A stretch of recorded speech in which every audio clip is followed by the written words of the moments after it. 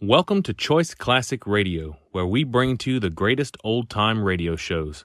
Like us on Facebook, subscribe to us on YouTube, and thank you for donating at choiceclassicradio.com. Broadway's my beat. From Times Square to Columbus Circle, the gaudiest, the most violent, the lonesomest mile in the world.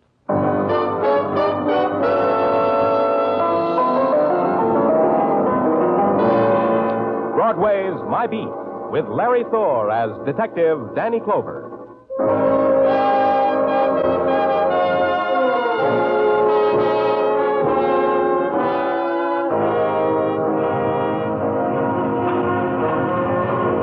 Broadway, it's an enchanted island or a prison cut off from the rest of the world. It all depends upon the mood you're in. The sudden sounds that dart from doorways, call them fury, or make yourself believe their promises dimly heard. Or con yourself that the stare that just trailed by you had nothing to do with hunger. You can kid yourself on Broadway because that's what it's here for. It's Broadway, my beat.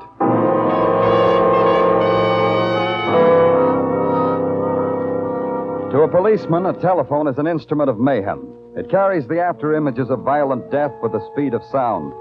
The telephone told me there'd been a murder. It told me just now. It told me where. It told me to climb 6 flights of steps at the Ramsey Apartments, and I'd find death waiting for me in an elevator near the head of the stairs. Right over here, Danny. Hi, Muggavan. In here, in the elevator. There he is, Danny, on the floor. Who is he? No identification. Person unknown, shot to death by person unknown. Whereabouts of the shooting is a moot point. This man's too well dressed to go around without a wallet or some kind of identification. Maybe he was heisted. Who are you? Elevator man. Yeah, Danny, he runs the elevator. He called in the precinct. I got the call. Maybe the guy's wallet was heisted. Robbery, huh? With a deadly weapon. You. Funny man. What's your name, elevator man? Eddie Amboy, 1212 East 54th. You walk up 2, turn right, turn left, then walk up a half till there's nothing but a door. Eddie Amboy, my place. Okay, Eddie. Tell me about it. About what? Book him, Muggavan. I'm tired. Oh, about the guy here? I already did that. Ask this Muggavan here. I did the story to him. Mr. Clover's tired. Do the story again. Yeah. The guy pushes a buzz on the first floor. Where were you? In the sub-basement. Little thing's wrong with this elevator. I was fixing it. I'm conscientious. Go ahead. The guy buzzes. I bring the car up. I open the door. This guy gets in. He's holding his tummy like it aches him. He says, 6th floor, please. I close the door. I turn the handle. We ride. Now comes the 6th floor. We stop. I open the door. I look around. The guy's on the floor, dead. Tummy ache turns out to be caused by bullet. The story he told you, Muggavan? The same. If it gets too complicated, I'll be glad to do it again. Start all over up in the sub-basement. You did good. Thanks. Can I have my elevator back now? It's not yours anymore, kid.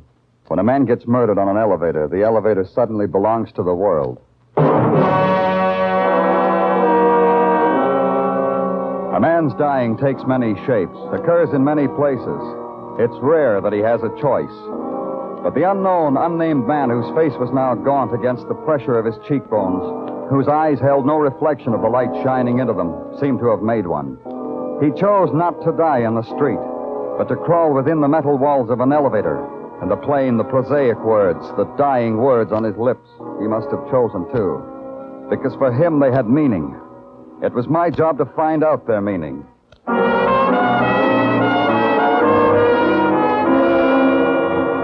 At headquarters, we put tracers out on the murdered man. Who was he? If we knew that, maybe we'd know why he had to die. And in the morning, I went back to the 6th floor he'd wanted. I had Muggavan's list of the tenants in the 3 apartments on that floor. I rang the first bell on the list. What do you want? You're Miss Conrad? What do you want? I'm from the police. Who is it, Martha? Who is it? Don't you think you'd better tell her? Martha, how dare you not answer me? Who is it? And don't tell me it's no one because I heard you whispering. Who is it, Martha? It's the police. Oh, how wonderful, the police. But isn't that the end? Show them in, Martha. No, wait, darling. First I want to paint my face. Come in. But It's all right. She's already done her face. Come in. Down this hole, please. No, don't come any closer. I want you both to stand right where you are. Especially you, policeman. You're Miss Conrad? Mary Conrad. You may call me Mary, because Mary's a grand old name. Martha. Yes. Martha, get the policeman and me something. A libation, a morning martini, anything the policeman wants. Don't go away, Martha. You afraid to be left alone with me, policeman? Miss Conrad, a man was murdered in this building last night. Murder? In this building? That's the end. Martha, did you hear what the beautiful man said? He got in the elevator and asked for the 6th floor. Was it you he wanted to see, Miss Conrad? The policeman must want a drink. No, Mary, he wants to... Do as I say, Martha. Don't be angry with me, darling. Just always do as I say. Now, where were we? Oh, yes, the murdered man. Who was he? We don't know, but I have a picture. A picture? How wonderful. Gimme. Here. Very distinguished. So dead. So horribly dead. Do you know him? Would it make it easier for you if I did, policeman? Do you know him, Miss Conrad? I'm sorry, dreadfully sorry. We don't know this man, do we, Martha? Do we? No. No, we don't know him. Where were you last night, Miss Conrad? I was here. All day. All evening, all night. I didn't go out once. Did I, Martha? No. The commotion in the hall when the man was found, it didn't wake you? Did it wake me, Martha? No, you slept very soundly. You sleep in the same room with Miss Conrad, Martha? Well, I... Policeman, you talk to Martha as if she were a servant. But I thought... That's dreadful. Of course Martha's not a servant. She's my sister. Isn't she the end? Maybe I said something after that. I don't remember. What I do remember is waving my jaw a few times and trying to smile and give the impression of course she's your sister. What else? Then I left. The apartment door across the hall had a nameplate that said Jonathan Quill and was equipped with a door knocker, a brass dragon sticking his tongue out at me. I lifted him up and pushed his face against the door. And then it happened. The door swung open. I stepped inside. How was I to know I was standing in the middle of a train crossing? Jump over it, boy. Jump over it. You want to get hit by a train? Oh, yeah. You sure had a narrow squeak now, didn't you? Could have taken off a toe. Yeah. Hey, what goes on? Look at her go. Oh, the exact replica of the Super Chief. And almost as fast. Oh, I always wanted to be a brakeman, boy. Became a millionaire instead. What did you want to become? A millionaire. I got to be a policeman instead. Glad you came. Never had a policeman watch for trains. Never thought about asking one. Well, now that you're delighted, Mr. Quill, I hope I won't do anything to break up your fun. I'm a policeman come to see about a murder. Yeah, murder? Wait till I throw the switch, boy. Wait till I throw the switch here. Just wait till I throw it. What's the murder? You mean the one down the hall? The elevator murder? I didn't do it, and I'll prove it to you. Mr. Quill. You bet I'll prove it to you. You want an alibi, don't you? That's why you came here. I know all about policemen. You want alibis. Harold! Harold! Yeah? Come in here. Harold, that's a policeman. You know what to do, Harold. Right over there. That's a policeman right there. Hello. My name's Harold Blake, Jonathan's partner. Danny Clover. You seem to have gotten Jonathan excited. Jonathan gets excited. Tell him, Harold. Tell him. You know what to do now. Well, ever since the elevator boy was in here last night... Eddie Amboy? He didn't say anything about that. I didn't know he came in the apartment. Well, he reported the murder from here. You mean he used your phone to call the police? Yes, that's right, to call the police. I was here visiting with Jonathan. I live in the next apartment, you see. I see. Pretty late for visiting, wasn't it? By some standards. By some standards? Frankly, Mr. Clover, and you've probably never gotten an alibi like this in your life, we wanted to watch the trains on what we call the milk run. That's our alibi. Tell him what else, Harold. Go ahead. Oh, I don't think that's... Go ahead. Tell me what else. Well, it's about the elevator operator, about Eddie. Jonathan thinks Eddie is the murderer. That's what I think. Oh? Why? Because Eddie is mean and spiteful and tried every which way to make an honest dollar. He's the type that murders other types. What else? Need there be anything else? Eddie is the killer. It's a hunch I have. I have made $1 million with my hunches. You see how it is, Mr. Clover. No, I don't see. But I'm going to try. Where there's peace, gentlemen, and quiet. Away from trains, gentlemen.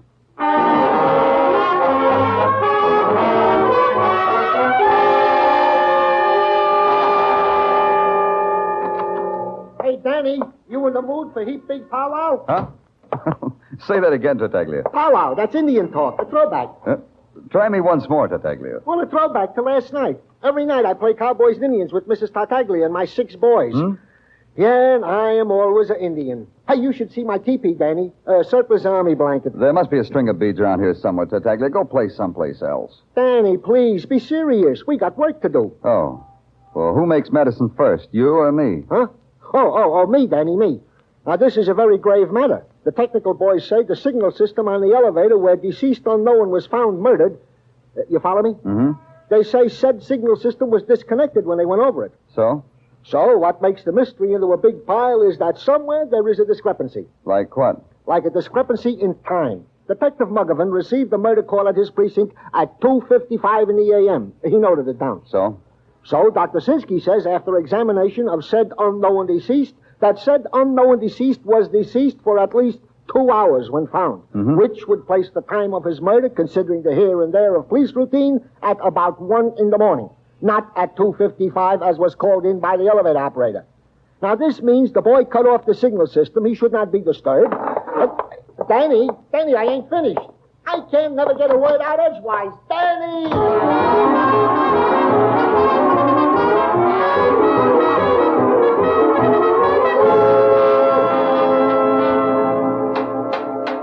The doorman told me I'd find you here, Eddie. Oh, well, it's the hard detective, huh? Where else would you find this elevator boy, Bloodhound? I'll answer that. In the sub-basement, fixing this stinking elevator. Last night, Eddie. Did you have to fix the elevator before you called the police? That's a very interesting question, because I can't figure out what it means. Very mystical. I'll explain it to you, elevator boy. Now, go back, Bloodhound. You come under here with me, you might get your throat caught in a steel cable or something. Under here is for experts. From here, then. The call you made to the police, Eddie. How come it was almost an hour late? That's a long time, an hour. Hey, you're good. You boys are real good to find out a thing like that. We got experts, too, Eddie. So maybe you better put your elevator away someplace and come out here and talk to me. Expert to expert. Yeah, I'll do that. One more tap in its tummy. Hey, who's that? Eddie, get out! Get out! I can't! My foot is caught! Help! Oh! No.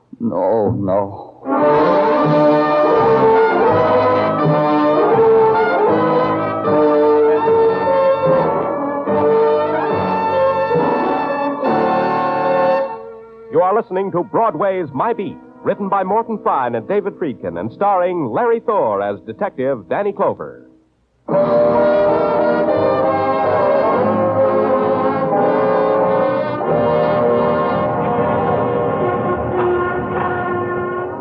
Broadway is a place that mourns the dead only in passing. The cold whisper of death winds its way through the neon chasm, and Broadway notes it, shudders, and huddles in on itself.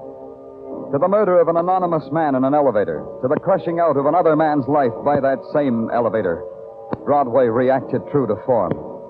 It read the headlines, shrugged, and flipped them neatly into the nearest trash can. But at headquarters, it isn't that easy. Even Sergeant Tartaglia didn't think so. It ain't easy, Danny. 20 years into business, and, it still ain't easy.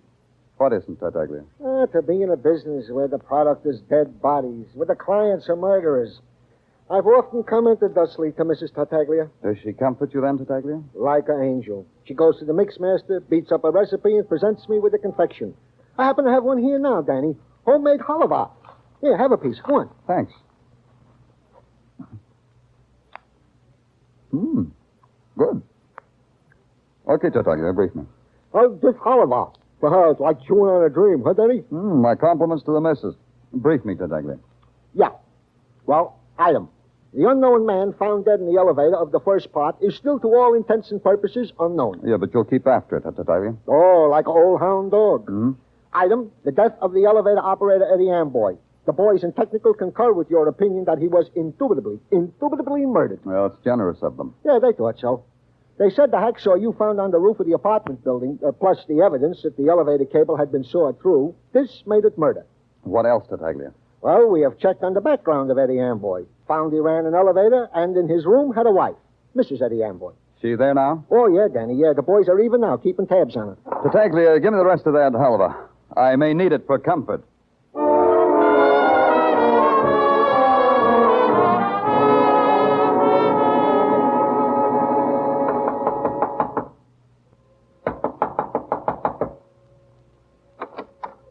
Yeah?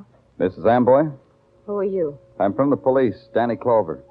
Well, May I come in? you're from the police. You want to see me about what? About Eddie, about your husband. He's dead. You're late. You should have come months ago. Eddie's dead. Last night he got married to an elevator. Eddie was murdered, Mrs. Amboy.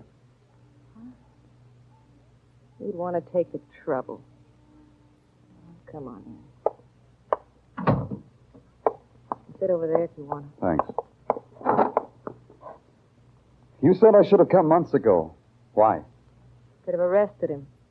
Could have had him sentenced for every little petty crime he committed. I added it up one night. Come to 157 years. That way, huh? This way, Mr. Clover. I could have visited him in jail, brought him pineapple upside-down cake. He liked pineapple upside-down cake. It's a dream I had. To watch him eating pineapple upside-down cake behind bars. You sound bitter enough to want to kill him. And wreck that dream I told you about? Myself? That was Eddie's department. You were around when Eddie was killed? Still doubt me, Mr. Clover. Don't doubt me. I've been on vacation, mister. To Washington, the District of Columbia, to our nation's capital. 2-day all-expense tour by bus to gawk at the White House, Lincoln's Memorial. Miss Amboy. Eddie sent me away. He had a girl. Oh. When did you get back, Mrs. Amboy? This morning. Time to read the paper. And time to know that Eddie was dead. Time to come back here and sniff perfume I never had. Another woman. We'll check that. About the trip to Washington, I mean. Yes, sure. You know what I was just thinking, Mr. Clover? What? 6 years. I get my first 2-day vacation in 6 years and it becomes a matter for the police. How long will it be before Eddie leaves me alone? You've seen women like me before, mister. Help me out. How long will it be? We'll just check about that bus trip. No longer than that. Wait a minute. Don't go yet, Mr. Clover. I got it right here. Here. Take this wallet. What about it? Before I burned Eddie's clothes this morning, I went through them. Maybe he'd left me $5 insurance money. I found this wallet. Eddie never had no wallet like this. Anyhow, it's empty. Not quite empty. A picture of a man. An identification card. You know him? Not really, Mrs. Amboy, but I know about him. He's a man who didn't get off an elevator. He tried, but he didn't make it. Mrs. Amboy's eyes glittered through the shadows of the room filled with shadows. And all that was in them was the hard crust of a hatred finally resolved. It was not only Eddie's clothes she had burned, but his touch, his gaze on her, the whispered night words. There was nothing more I could ask her about Eddie that she would answer. So I got out.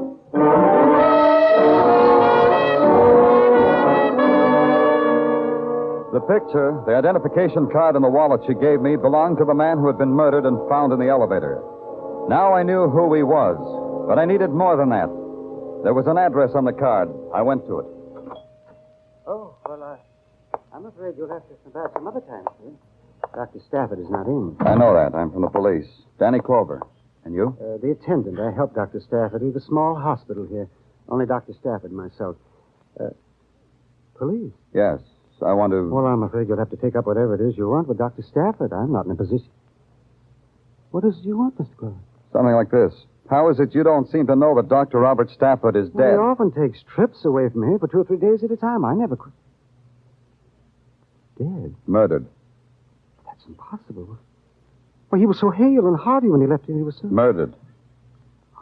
I knew it would happen someday. I knew it, and I told him so many times. Why? Why did you tell him that? Because of the nature of his profession. Dr. Stafford was a psychiatrist, a very competent one. Some of the people he treated were mad. Murderous and mad. You've only to read their records. Call him. Where are they? What? The records. Where are they? Oh, in his office in there. But you've no right. You've no right. Those are Dr. Stafford's. Please, Mr. Clover. These papers here on the desk? Are these records? Yes, Dr. Stafford was studying those the night he went away. I haven't touched them. Dr. Stafford didn't like Case anyone. history, Conrad. Doesn't make sense. I can't understand what's written here. Psychiatrist records are like that, Mr. Clover. Mr. Clover, you can't take those with you. They belong to Dr. Stafford.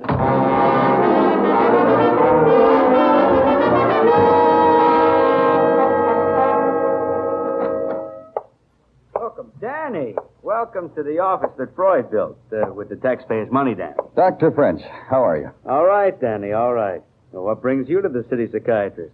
Problem? A problem. Off the record? On it, Doctor. I've got a file here. It's filled with words and parts of words that I don't understand. A file about a sick woman. Illness requires a special language, Danny. Let me take a look. Here. Anything, Doctor? Gently, Danny, gently. This is quite a history. Sum it up for me, Doctor. Tell me so I can understand. Can the lay mind understand insanity? For the woman named Conrad, it says here that she's insane. How insane? The insanity of the headlines, Danny. The sensational insanity. The woman named Conrad is a homicidal maniac. Yeah. This woman needs attention. According to these notes, she was going to be committed. I know, but which one? I don't understand. Which one, Doctor? Which Conrad? Martha or Mary? Which is a homicidal maniac? Which?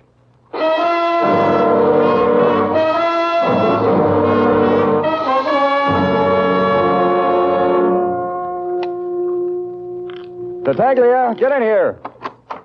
Yeah, Danny, yeah. I was just in the... Hey, what are you doing with your gun, Danny? The old ammunition don't please you? Something like that. Tartaglia, I've got a thing for you to do. Always a pleasure, Danny. Tell the boys in the press room we've captured a homicidal maniac. Oh, that's nice. Huh? Hey, where, Danny? Where is he? A woman, Tartaglia. A mad woman named Conrad. Tell the reporters we're holding her for the murders of Dr. Robert Stafford and Eddie Amboy. Huh? You have spoken, Danny. But what, Tartaglia? Well, me, a policeman. It makes me ashamed to confess it, but I don't know what's going on in the police department. Oh, I'll whisper it in your ear, then you'll know. Eddie Amboy. He was the key, Tartaglia.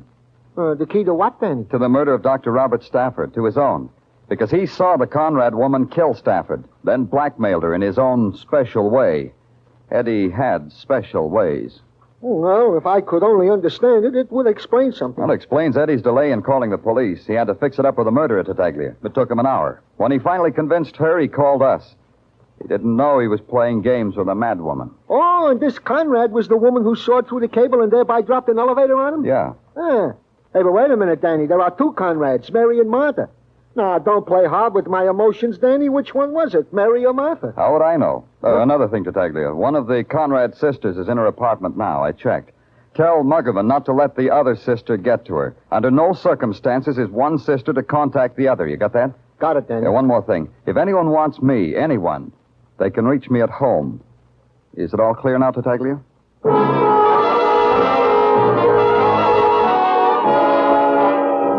So I went home.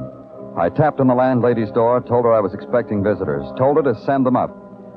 In my apartment, I hung my shoulder holster with a gun across a chair, then sat facing the window, trying to hold on to at least one of the answers that kept nudging themselves through my mind. But they were fleeting and of no consequence. A murderer might come calling tonight. This was the thought that crowded out the rest of the thoughts. And then, below me, captured in the pool of light spread by the street lamp, a silhouette. A woman. A woman who looked for a house number, found it, walked to the door beneath me.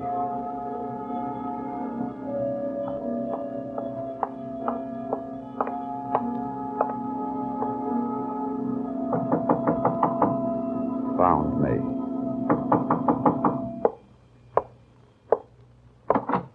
Good evening, Miss Conrad. May I come in? I want you to. Over there, Miss Conrad. Sit down. No. No. I'd rather stand. All right. Why did you come here? What have you done with her, Mr. Clover? What have you done with my sister Martha? You've seen the newspapers. The police have her. She'll see the psychiatrist in the morning. You know that, Miss Conrad. You know she needs medical attention. I know. I know that. But you'll put her away. You'll put her away like an animal. She'll die in a cage. My sister. Your sister murdered 2 men. Yes.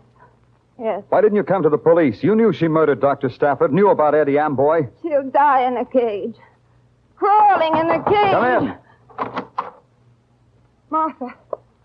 Martha, what are you doing here? I don't understand.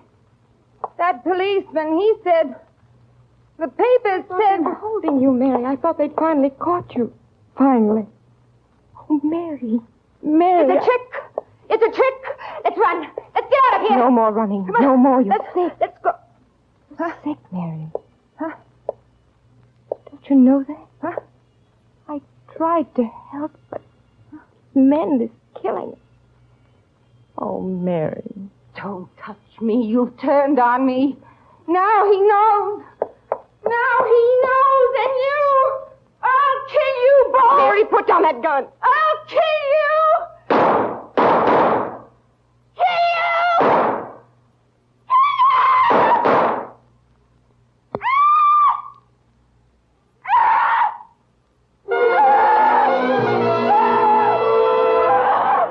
The smoke from a gun curled up and mixed with her hair, and behind the smoke, her face, fury disintegrating, dissolving into disbelief. She stood there, her body taut, her mind clutching for one fleeting instant of sanity that it was through, over, done with. The simple recognition that the gun had been harmlessly loaded. Then she rejected everything.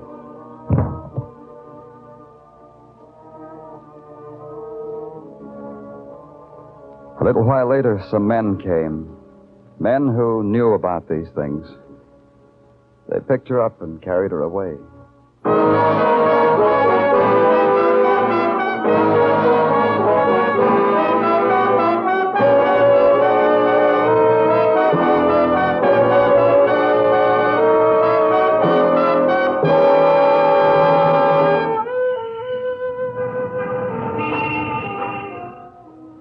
Broadway's deserted now, except for those who have never quit. Those who wear peepholes for eyes, the dream walkers, the people who want to laugh. They search behind doorways, in alleys, through shuttered windows. And they never go home, because they can't. It's Broadway, the gaudiest, the most violent, the lonesomest mile in the world. Broadway, my beat.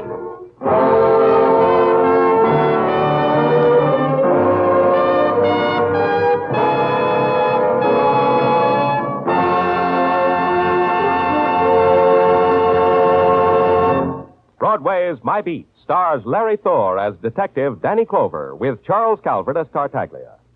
The program was produced and directed by Elliott Lewis. The musical score was composed and conducted by Alexander Curry.